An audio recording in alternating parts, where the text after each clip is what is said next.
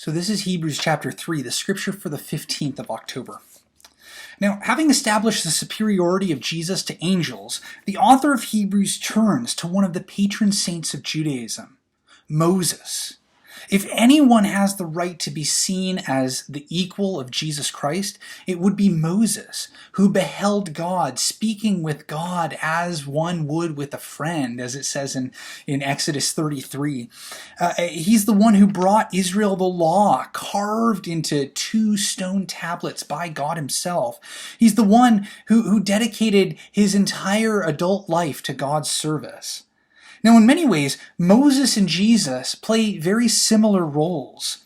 They both serve as mediators and ambassadors between God and God's people, advocating for God with the people and advocating for the people with God.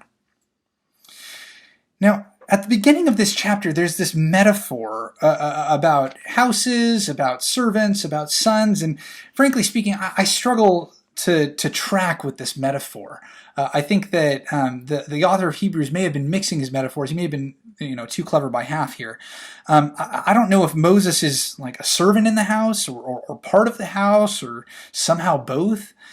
Perhaps, and the only conclusion I can come to here is perhaps a better rendering of the word house here could be household, where it would encompass both the physical structure, the household, the architecture of it, along with the human presence in the form of servants, sons, all those things that make up the household. Moses was a beloved servant, but as much as he dedicated himself to the household, it wouldn't be right to elevate him above the son, Jesus. That would be like arguing that Alfred is the main character in a movie about Batman, right? Bruce Wayne is the protagonist, full stop. That's why the movies are, called Batman in the title. Alfred's a very important character, don't get me wrong, but when a movie becomes about Alfred, it's not a Batman movie. It's something a little bit different. And what we're looking for here is a movie with Jesus Christ playing the main character, which makes him more important than Moses was. Bringing up Moses allows the author of Hebrews to pivot a little bit and to offer an extended analysis of Psalm 95, which is itself appealing back to the story of the Exodus. A couple different stories, actually. There's both Exodus 17 that it appeals to, along with Numbers 20. We'll talk about that in a quick second. So this commentary that the author of Hebrews has on Psalm 95, it lasts through the end of this chapter and well into the next. And it's at this point in the book of Hebrews that I get a little annoyed with the chapter divisions, because we're going to see as we track that the arguments kind of go from mid-chapter to like halfway through the next chapter or even further. And it doesn't always, breaking at the chapter numbers doesn't always help us understand the arguments better. So little frustration. Maybe you feel it too. So the psalm that the author is analyzing here and at the beginning of chapter 4, it refers back to Exodus 17 and Numbers 20, as I said, 2 stories about the Hebrew people at the waters of Meribah and Massah.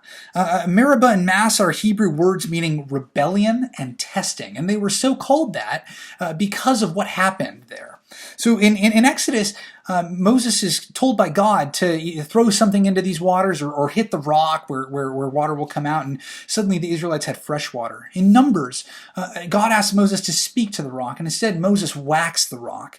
The end result is the same. Water comes out, but because Moses did not trust God, he's barred from entering the promised land. And that's something that the author of the book of Hebrews is going to bring into his argument here in a minute.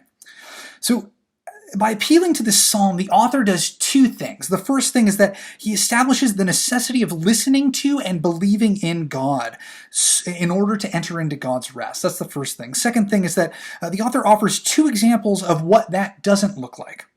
The first example is clear. The Israelites wandered 40 years, and many of the first generation of these Israelites that left Egypt had to die in order for the rest of the Israelites to take God seriously. So they wandered in the desert for 40 years until they kind of refreshed and had a full turnover of people.